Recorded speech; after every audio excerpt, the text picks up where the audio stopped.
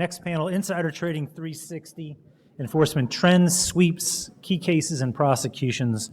And I'm really pleased to welcome our moderator, Rebecca Fike, partner at Vinson and Elkins in Dallas. And Rebecca previously served as senior counsel in the Enforcement Division for nearly 10 years. Welcome, Rebecca. Thank you. Dan Hayes is a partner at Venable in Chicago. He previously served for over 13 years at the SEC, where he was supervisory trial counsel. Dan, thanks for joining us. Thank you. Very pleased to welcome Steve Malina, a partner at Greenberg Traurig here in Chicago, a former senior attorney in the SEC's Division of Enforcement. Thank you, Steve. And next is Patrick Otlewski, a partner at King & Spalding in Chicago. And he was previously in AUSA in the Northern District of Illinois for over 7 years. And finally, we have Jason Yonan. He's chief of the Securities and Commodities Fraud Section for the U.S. Attorney's Office for the Northern District of Illinois. And he also previously served as a senior counsel in the SEC's Division of Enforcement. Jason, really pleased that you can join us. And Rebecca, I'll turn it over to you. Great. Thank you so much, Bruce. And thank you, panelists. It's nice to meet you in person. We're going to kick this off just talking generally about insider trading in enforcement. For those who were here last year, we were lucky enough to have an SEC attorney on the panel who was able to talk about kind of how the SEC gets its cases and how it thinks about insider trading. And this year, Bruce has blessed us with someone who can give us the DOJ perspective. So I want to turn it over to Jason. And what can you tell us about how the DOJ thinks about insider trading in enforcement? Insider trading is very much a priority for the department. It's very much a priority for the office that I work for. It's a priority for a number of reasons. The first is I think, and this is just me talking here, I can't necessarily prove it, but I think it is a crime that is very much underreported and under-prosecuted. I think there's probably insider trading surrounding every market-moving announcement in the market. So it's something that we look very closely at because we're probably just getting to the tip of the iceberg in terms of finding out who's engaging in insider trading and making provable cases against them. It's very much different than, say, like a Ponzi scheme or other type of investment fraud, because eventually somebody's going to figure out in those types of cases that they've been defrauded and they're going to contact law enforcement. Insider trading is different. The company whose information is being misappropriated in a classical scenario probably doesn't know that and probably isn't in position to report that to law enforcement. The trader on the other side of the trade also probably doesn't know about that. So it's not the typical type of case where someone is coming to us and complaining that they have been defrauded. It's a fraud against the market in many ways. So that can make it a little bit more difficult to detect and makes it that much more important for us as prosecutors to look into these types of cases because they are difficult to detect and they're difficult to prove. So when we get an insider trading case that crosses our desk, we take it very seriously and we prosecute as many of them as we can. The challenge being, of course, as I said, they're very difficult to prove. And Jason, how do these cases come across your desk? So historically, most of our cases have come as referrals from the SEC. The SEC is, generally speaking, the place where a lot of this stuff funnels through. They have their own sort of market detection units. They also get a lot of referrals from FINRA. So historically, and I think now, the majority of them do come from the SEC. But we do very closely monitor SARs, suspicious activity reports. I don't know if any of you represent folks in the financial sector, but sometimes the joke is like, does anybody actually read these things? And the answer is yes, we do read them. We pay very close attention to them, particularly in insider trading, because again, insider trading is an area where SARs are very beneficial to us because a financial institution or brokerage firm can report what they're seeing, and then we can take it from there in terms of what the next steps are. So it is primarily referrals from the SEC, but we have opened a number of cases, particularly in the last few years, and cases that have resulted in prosecutions, criminal prosecutions, from our review of suspicious activity reports filed by financial institutions. Yeah, at least when I was at the SEC, we most definitely read SARs, and we hated that they were in all caps in the narrative portion. One last question for you, Jason, before I go to our other panelists. We often hear, especially I think with the SEC sometimes, that there are maybe certain minimum requirements they're looking for in terms of dollars lost or dollars made. Is there anything like that at the DOJ? So generally speaking, we have, we don't prosecute every case that comes across our desk. We have guidelines in terms of, the seriousness of the conduct, the dollar amount involved. When it comes to insider trading, we will prosecute just about any case we can prove. We do think this is an area where general deterrence matters. We do think this is an area where there are more people out in the market doing this than are being prosecuted. So we take a very broader view in terms of, all right, the dollar amount may not be particularly high here, but this is an egregious crime. We have to show that we're going to be active in the space. And prosecuting cases big and prosecuting cases small sends the message, I think, that maybe there's someone sitting at their desk thinking about engaging in insider trading, and maybe there's some part of themselves thinking, well, the government prosecuted this $30,000 case or this $60,000 case. So we do take a very strong view that we should prosecute any case that hits our desk that we can't prove beyond a reasonable doubt. Thank you. And Patrick, I know I promised I wouldn't give years that each people served in their various government roles, but you were at the DOJ prior to this. Have you seen any differences in the way DOJ approaches insider trading or different priorities among DOJ offices? Sure. And Jason and I had the pleasure of working together at the office here in Chicago for a number of years. And I agree with everything Jason said. From my perspective, and I've been in private practice now for a little over 5 years, there have been 3 significant changes we've seen. The first is the increased reliance on data analytics. SEC, DOJ, other agencies are really diving deep into the data, really mining that data to look for turbulence, to look for issues, to look for anomalies in trading activity and try to build cases around them. I think the other issue is the increase in remote work. The significant uptick in remote work due to COVID just increased the opportunities for our clients to have to face the possibility of insider trading, either because of tip-E type activity, a person at home is leaving their computer open, a boyfriend, girlfriend, or other person comes through the house, happens to see that computer, goes onto it. All of those risks increase significantly as a result of the pandemic and have continued to manifest over time because remote work is now a thing. And I think the third issue that we've seen is just the increased activity and proof that prosecutors like Jason have available to them through electronic communications. When I was a prosecutor, the tip of the iceberg was WhatsApp and people using WhatsApp to communicate. Now there are manifold types of electronic communications channels that people aren't thinking about. Create the paper trail, the communications trail to prove what Jason is setting out to prove, the intent to defraud, the actual possession of MNPI. There are just so many more avenues available for the government to go in and grab that data, whether it's from our client companies themselves, right? They can go in and get Teams messages, get access to on-channel communications, because that is now an increased focus as well, as you've heard.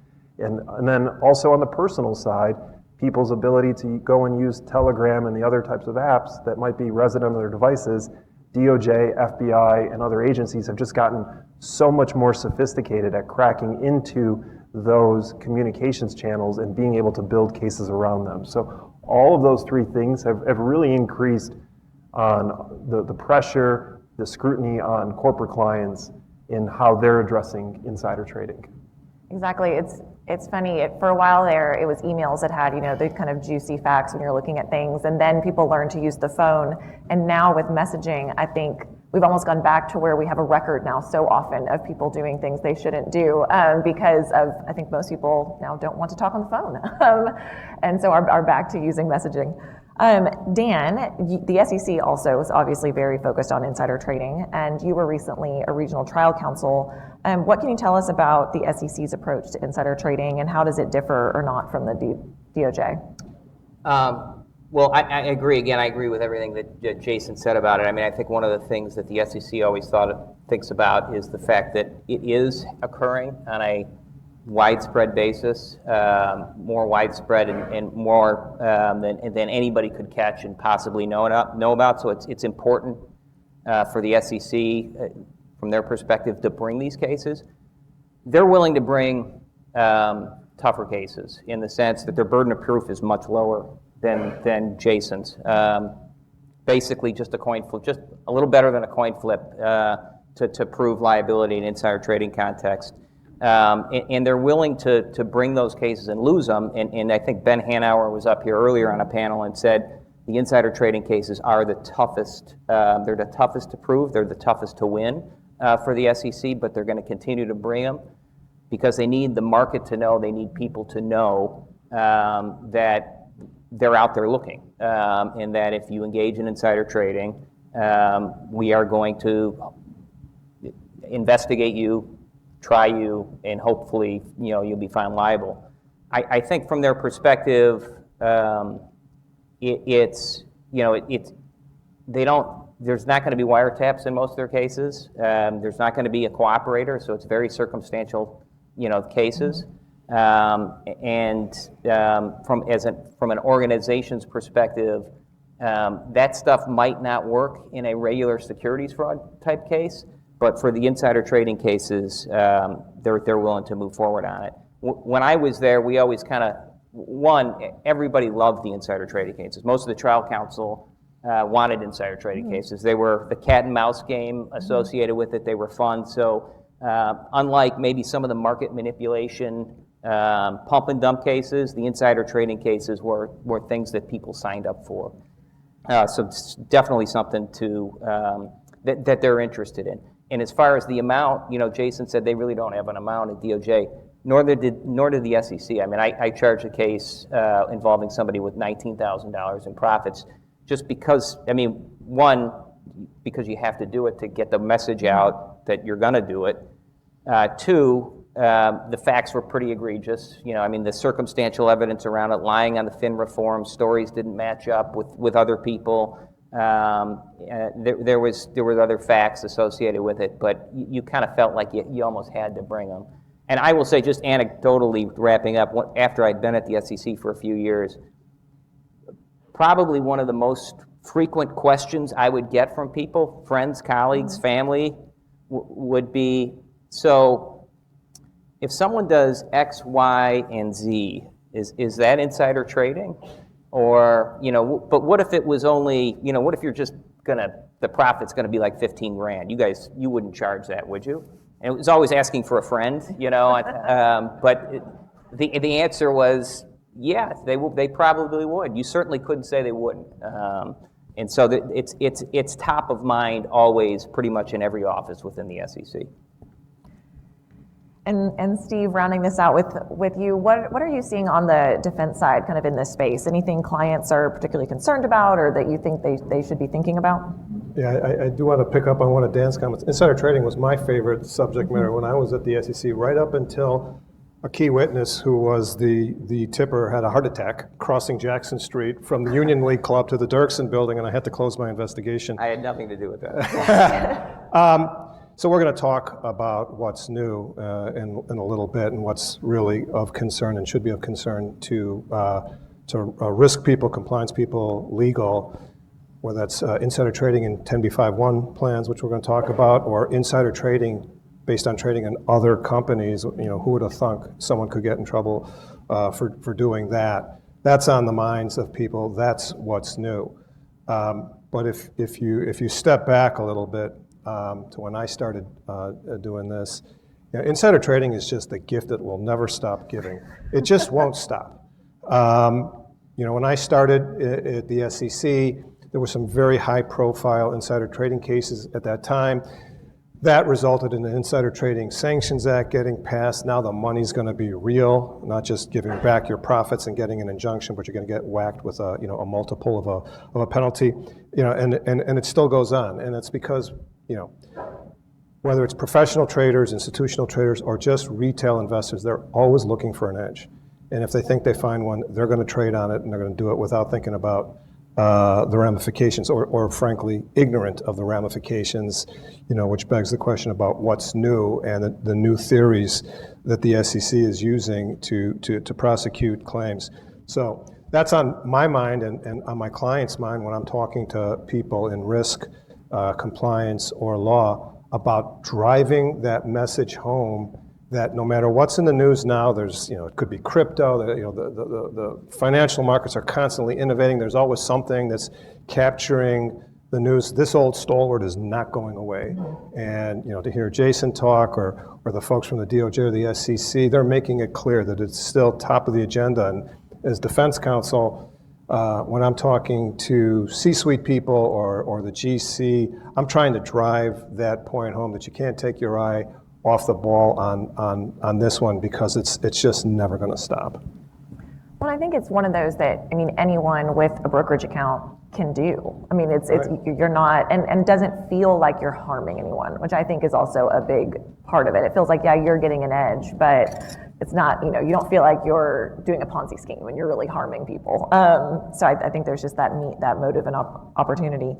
So turning to specific examples, we get to talk about everyone's favorite case, Panawat, which I believe is now on my outline for the third year in a row on this panel. And I know everyone in, I'm sure, this room knows well what it is, but I was speaking to a group of corporate directors last week, and I said Panawat, and not a single person nodded. And I realized that there is a world outside of our own that people are not following these things quite so closely. And so, as I'm sure all of you know, we've now reached the jury verdict phase. Panawat was convicted of insider trading from the jury, and that's a case where he bought stock in a competitor of his company before his company announced it was going to be acquired by a much larger company on the theory that any competitor in the same space, the stock was going to go up. It was correct, the stock did go up, and we've been talking about Panawat for about 3 years since. So Dan, I wanted to start with you. How do you think the SEC views what's been termed this shadow trading theory? And my question is this really new? Yeah, how do they view it? I think they view it just as the enforcement director, Gurbir Grawal, said after the jury verdict, which is this is basically insider trading, plain and simple. And really, I honestly believe that. I think that from their perspective, you've got an individual who has been given material non-public information. He's got a duty to keep it confidential, not use it for personal gain. And then in violation of that duty, he goes out and uses it. Now, it's different in the sense that we all understand typical, classical sense.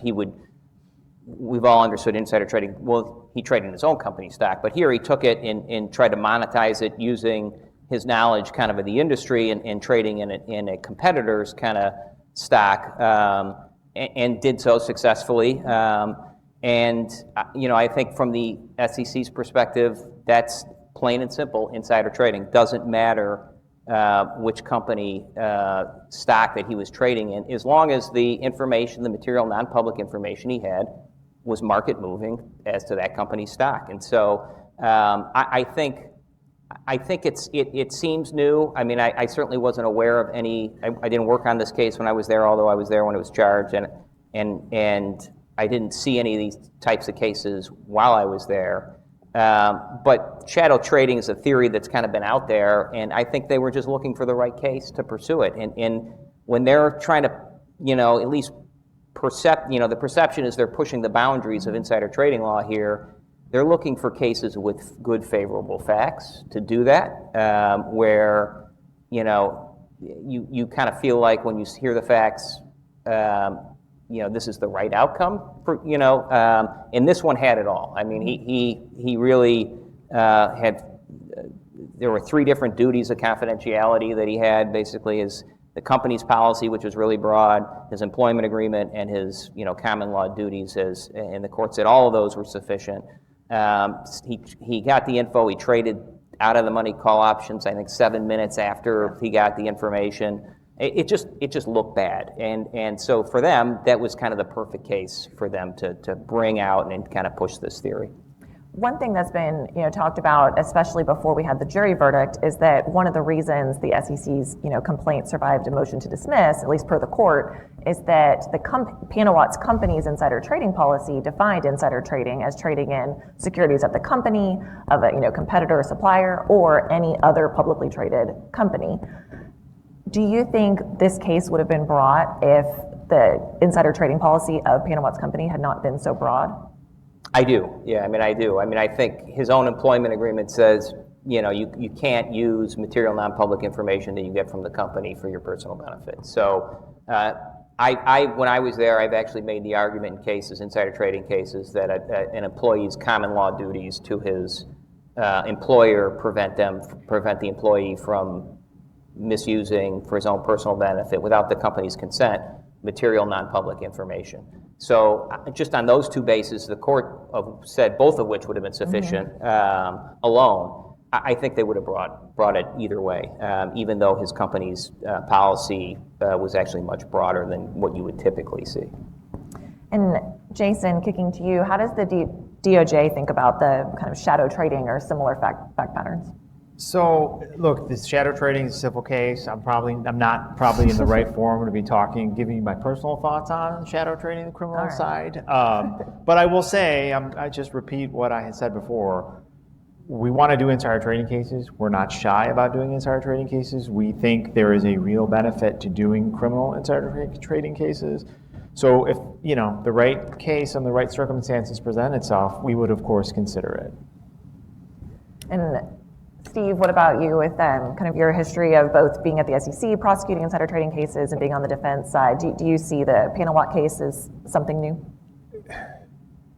Yeah, it's a little new, but to echo Dan's comment, it really isn't. On the one hand, you spoke about the director's comments after the verdict was rendered. Beforehand, there was some reporting that he said, look, we're going to try this. If it doesn't work, I don't know if we'll bring it again. This was not a slam dunk for the SEC, to be sure. And I read that the judge, in denying his motion for a new trial, said that he didn't even know that the SEC would or even could prosecute him for this when he engaged in the training. So that part of it, yeah, there's some newness, about this.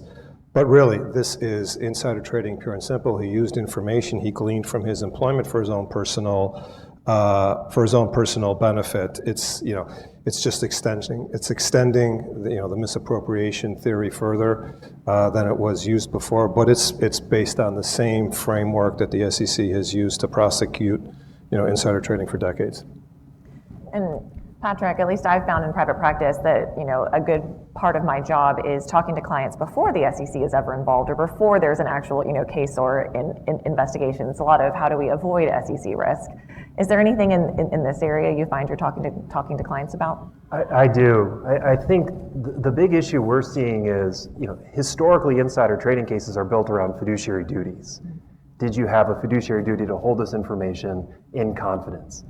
I think it's arguable that some of the duties that Panawat had were contractual duties, employment agreement, his violation of the insider trading policy. Those potentially could be viewed as contractual relationships that he had with his employer. And so the question now is, number one, what will the Supreme Court do, right? This case is not done. It's in front of the Ninth Circuit. It's going to go through, I expect it's going to go the full distance, and we may see something like O'Hagan happen here. I view it as serious as that. So the question is now for companies, especially because we have these new disclosure obligations coming up in 2025, what do we do with our policies? Do we write into our policies something to the effect of trading on material non-public information, both in our company, potentially M&A targets, right? Other parties with whom the company has contractual arrangements. Those have always been fairly easy topics that companies can answer. But now the questions are, how broad do we go? And especially on the public company side, when you have institutional investors who have dropped representatives onto your board of directors, just think about how far that can go and the potential risks that can attend to that if you have someone on that board who now, because of that board position, has MNPI. What can they do? What can that institutional investor do to whom they're employed because of that person's access to that company's MNPI, which may potentially implicate others in that industry?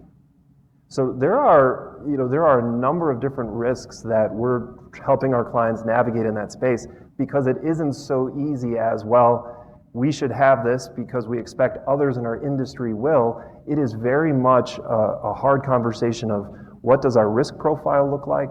What do we expect of our board members, others in our executive space, and how can we manage this in a way that it doesn't become unwieldy? I love when it looks like we really put enormous number of hours of planning into this outline and we practiced it and everything else, because that segues perfectly into my next question, which is, speaking to you, Dan and Steve, just from the private practice side, how do you think companies should respond in light of Panawat? Is it better to have a broader insider trading definition, better to be narrower? Does it actually matter? Yeah, I think the default should be it should be broad. The default should be you can't misuse our material non-public information that we provide to you so you can do your job here. Patrick raises some great points, and there's going to be nuances depending on the type of company you have. But at the end of the day, for the various reasons we talked about in Panawat, most of the time. A lot of the time, it may not make a difference. So that you may have a broad company, you may have a company policy on the one hand that says, here's what the company policy is, but you may have an employment agreement that says something maybe slightly different. And the SEC has argued, and I think will continue to argue, that there are common law fiduciary duties that exist between the agent and the employee.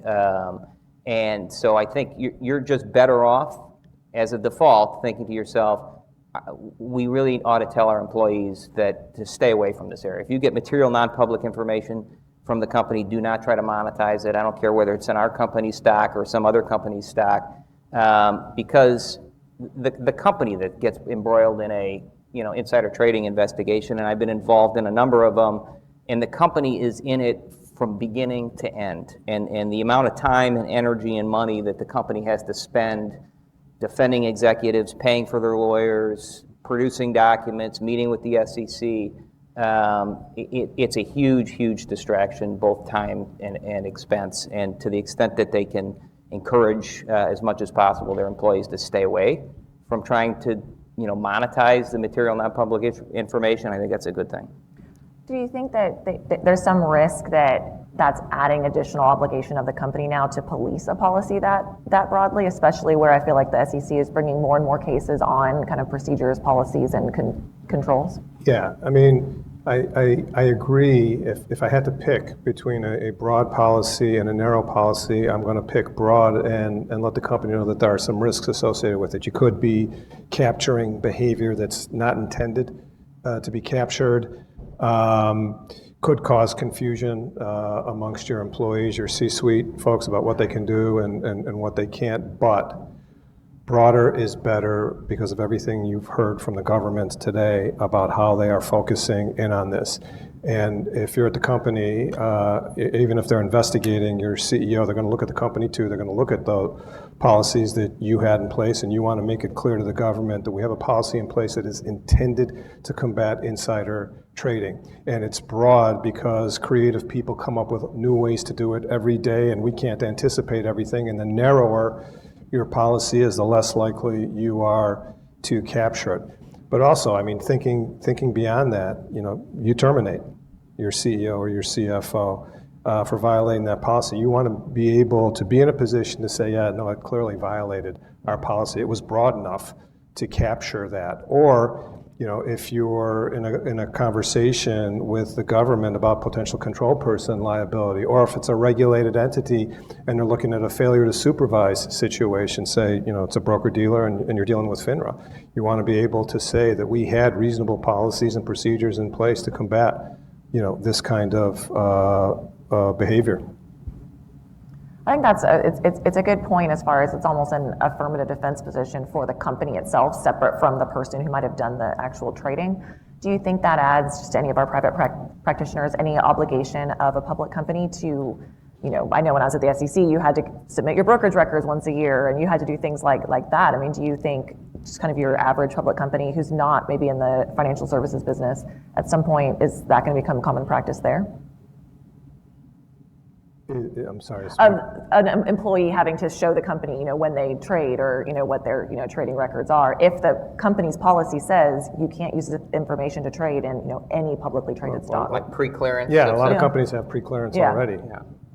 And again, that's just being proactive. And, the issue is, is that going to, or an issue, I suppose, is if you're seeking top talent and you're creating all of these regulatory hurdles for this person, is that going to impact your ability to recruit? But, pre-clearance, is a great way to prevent this kind of stuff from happening.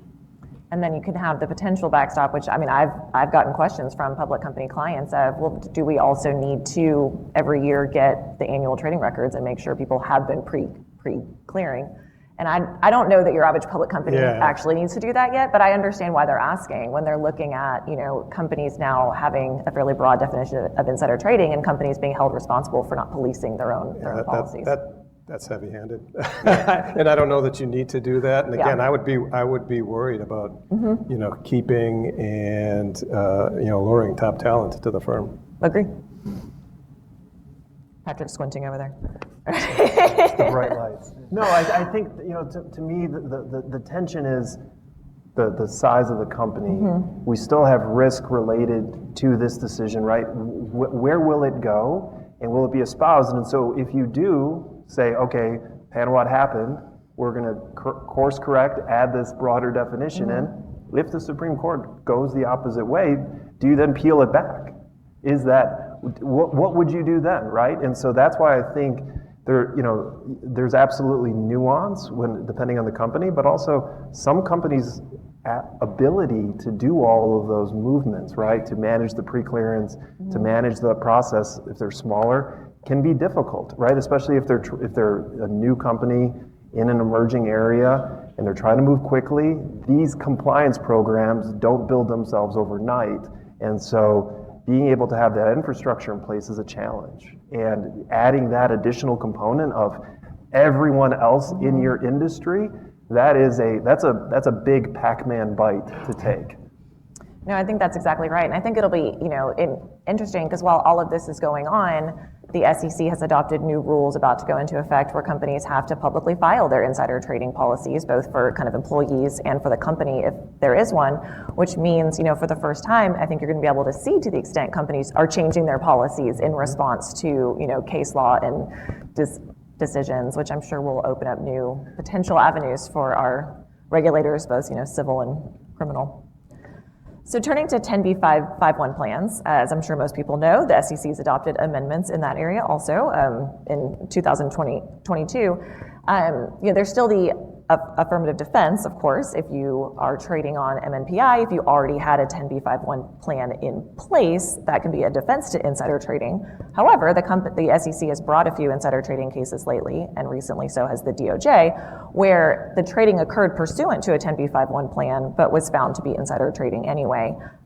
Dan, can you explain how that fact pattern can happen? Yeah, so it's not enough to just have a 10b5-1 trading plan. You have to have entered into the plan in good faith and carry it out in good faith. And so that's kind of the hook there is it's not, you can't have material non-public information and then realize, hey, I can't trade on this right now, but maybe if I enter into a 10b5-1 plan tonight, I can trade on it tomorrow. And that's kind of the situation. That Cheetah Mobile case was one of them. Not exactly like that, but the defendants had material non-public information. They subsequently entered into a 10b5-1 plan and then traded pursuant to that plan. They used the plan basically to get around the insider trading laws. And so, this brings us back to the kind of the age-old insider trading complaint that people have about the SEC and Congress. Why don't they just write laws that clearly define what is insider trading and what it's not?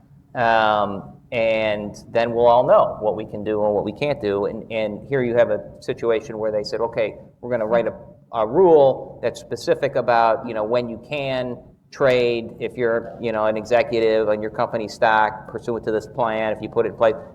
And if you write rules that are that specific, people are going to figure out ways to get around them.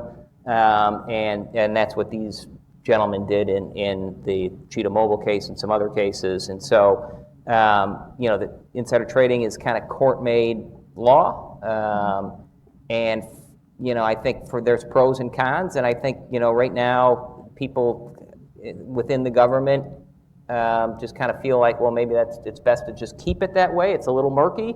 But if we write something specific, clever people are going to figure out their ways around it, and we're just going to have to keep amending those rules over and over again, which is what they did with recently with the 10b5-1 plan. And Patrick, on the DOJ side, they recently brought the Pizer case, the insider trading case against a CEO and chairman of the board of a publicly traded healthcare company who used a 10b5-1 plan.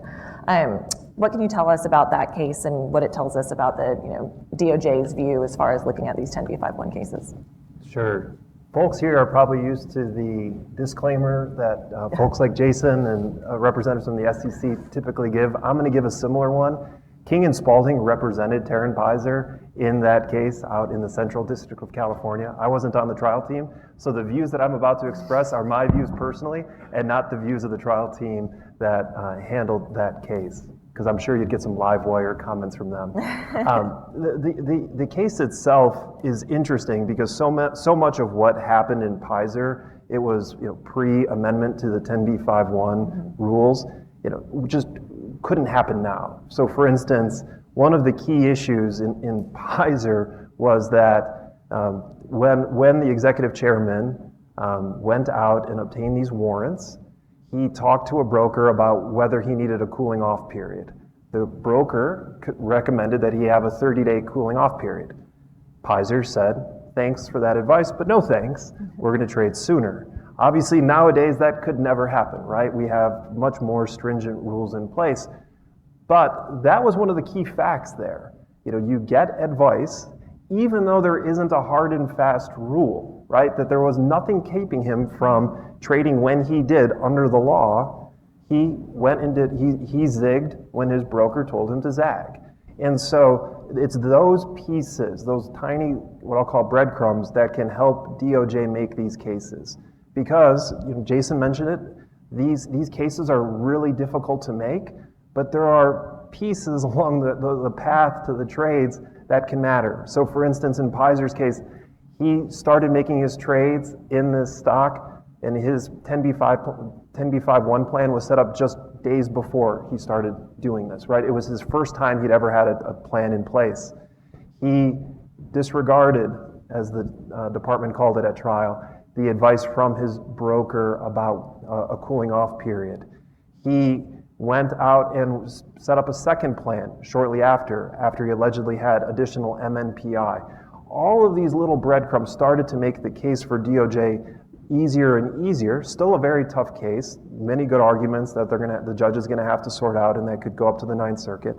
But that start to give the view to the jury that this is a gentleman, had MNPI, set up this trading plan to give others the false impression or the charade that he was doing this lawfully.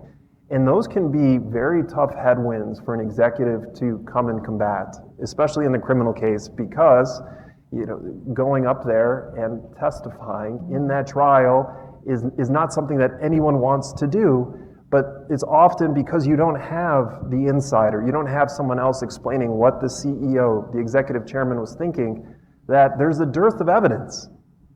And the government can take advantage of that dearth of evidence, and it almost starts to feel like the jury's thinking to themselves, the only person who knows what he did and didn't do was Pizer. We didn't hear from Pizer, and even though they're going to get the instruction, can't hold the defendant's refusal to testify against him, can't believe that one juror back there in that room wasn't asking, gosh, if only Pizer had come up there and said why he did this trade, when he did it, that would have made our life a lot easier. And that's the challenge, because we all know certain of those personalities that are either executive chairman or CEOs or the like can make that kind of testimony very challenging to present to a jury, or can open up fertile cross-examination. So that is the challenge.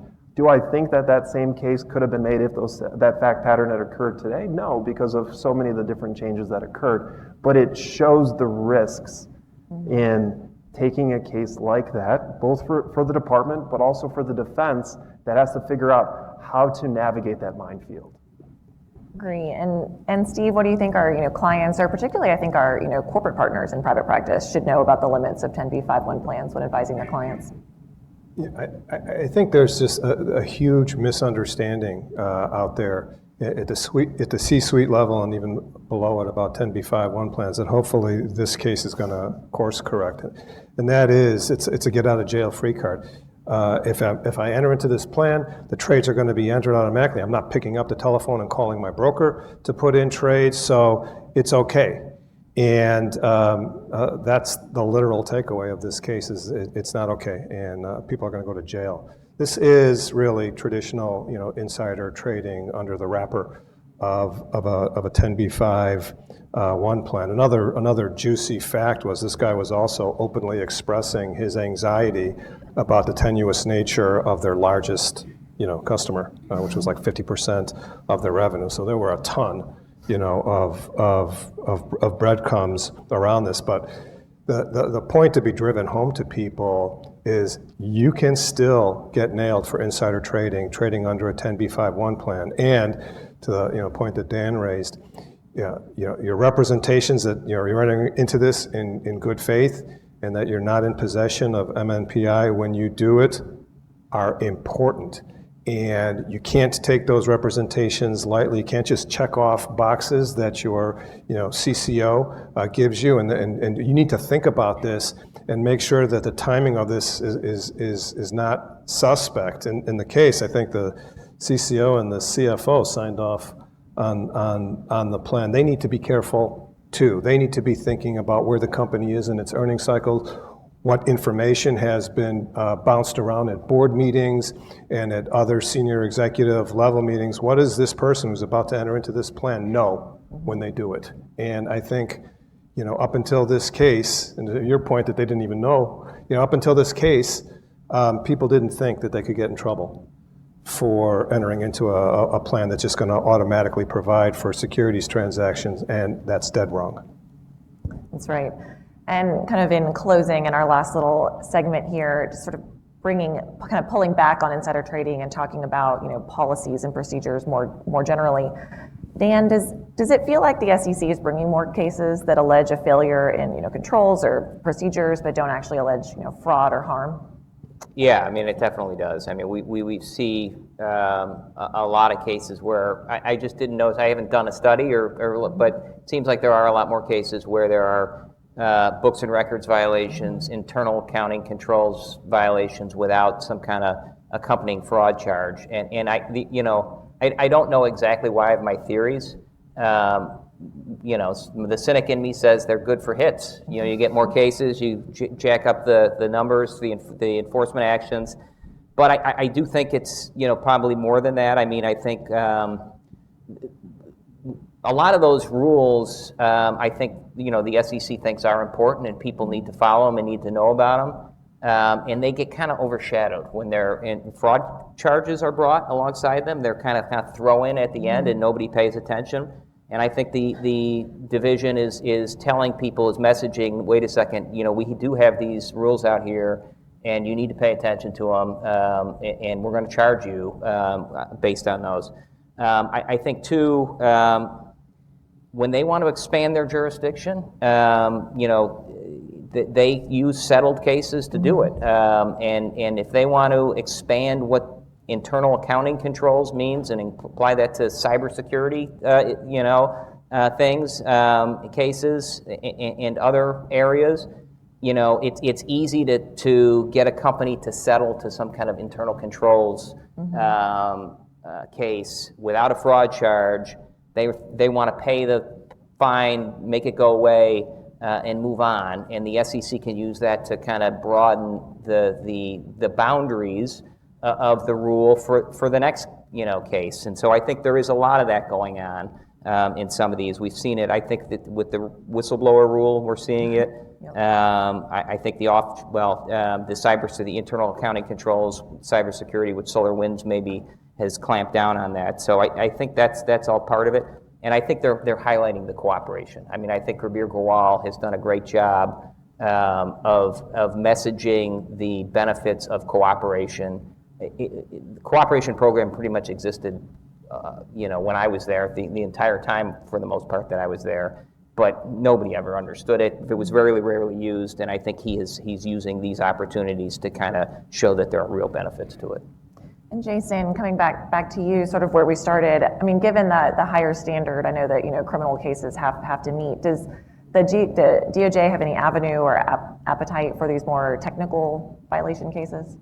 By its nature, criminal cases don't lend themselves to technical violations. When you're talking about fraud charges, you're talking about someone acting knowingly and with the intent to defraud. There are provisions of the securities laws that have a criminal aspect to them, but they require willfulness. They require, and willfulness, depends a little bit on the case, but it's generally knowledge that what you're doing is wrong or knowledge of what you're doing is illegal. So those standards don't really lend themselves to technical violation, and probably for good reason, because we're talking about criminality. We want to be prosecuting people who are doing actions knowingly and intentionally. Thank you. All right, we have 30 seconds left. Patrick or Steve, any final thoughts on our no fraud, no problem topic? Yeah, look, if I'm talking with the folks at the SEC, I much prefer to have a conversation where I don't have to talk them out of a fraud charge. Those are easier and usually much less expensive cases to take care of. But look, I think part of this is the government being proactive, trying to get ahead of violations by saying, what's your structure? Do you have the structure in place, the policies, the procedures, and controls to get in front of conduct that you're later going to have to come and talk to me about? And I think that's a good thing. I think it's a good thing. The hits comment I do take to heart because they're easy cases and they're easier to resolve, so they do make the statistics look a little bit better. But if I'm going to be a little non-skeptical of the government, as I try to be now and again, right? Well, for those big SEC bonuses that we all used to, they are done per case. I think it's the government trying to be proactive and get in front of it. I think that's right. Thank you, everyone.